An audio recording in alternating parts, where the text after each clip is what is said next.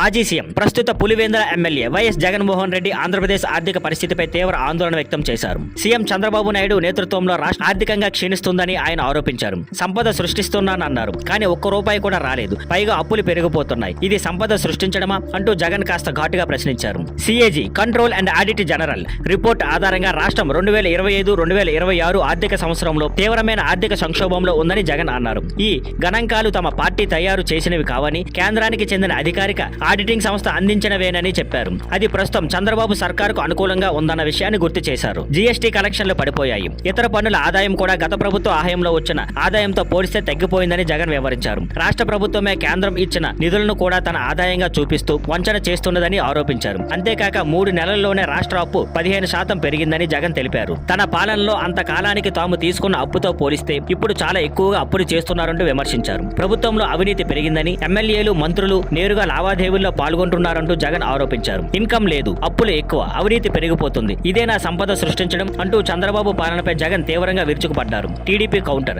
జగన్ వ్యాఖ్యలపై తెలుగుదేశం పార్టీ తక్షణమే స్పందించింది. రాష్ట్రానికి పెట్టుబడులు తీసుకురావడమే ఆదాయం పెంచే మార్గం అని వారు స్పష్టం చేశారు. జగన్ హయాంలో పెట్టుబడులను అడ్డుకున్నారని, ఇప్పుడు కొత్త ప్రభుత్వం ఆ నష్టాలను పరిష్కరించడానికి కృషి చేస్తుందని టీడీపీ నేతలు పేర్కొన్నారు. ఇంకా మా ప్రభుత్వానికి 1 సంవత్సరం మాత్రమే పూర్తయింది, మిగిలిన దెబ్బలు మీ పాలన వల్లే అని అన్నారు.